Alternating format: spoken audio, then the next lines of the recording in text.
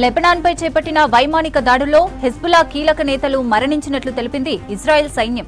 Hezbollah secretary general Naim Qassem, personal secretary హతమైనట్లు ప్రకటించింది.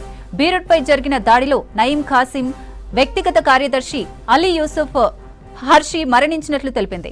Qasim మేనల్లుడైన Harshi Hezbollah నిర్వహణలో కీలక పాత్ర పోషించాడని తెలిపింది.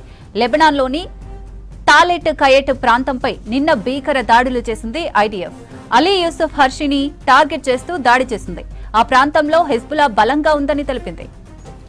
దక్షిణ లెబనాన్పై జరిపిన దాడిలో హెజ్బుల్లా కీలక స్థావరాలను ధ్వంసం చేసినట్లు తెలిపింది ఇజ్రాయెల్. దాదాపు 10 ఆయుధ డిపోలు, రాకెట్ లాంచర్లు ధ్వంసం చేసినట్లు ప్రకటించింది. హెజ్బుల్లా ప్రధాన కార్యాలయాలన్నీ కూడా పేల్చేసినట్లు చెప్పింది. దక్షిణ లెబనాన్లోకి ఆయుధాలను స్మగ్లింగ్ చేస్తున్న లితానీ నదిపై ఉన్న బ్రిడ్జిలను పేల్చేసినట్లు తెలిపింది ఇజ్రాయెల్. లెబనాన్పై చేపట్టిన వైమానిక దాడుల్లో హెజ్బుల్లా కీలక నేతలు మరణించినట్లు తెలిపింది ఇజ్రాయెల్ సైన్యం.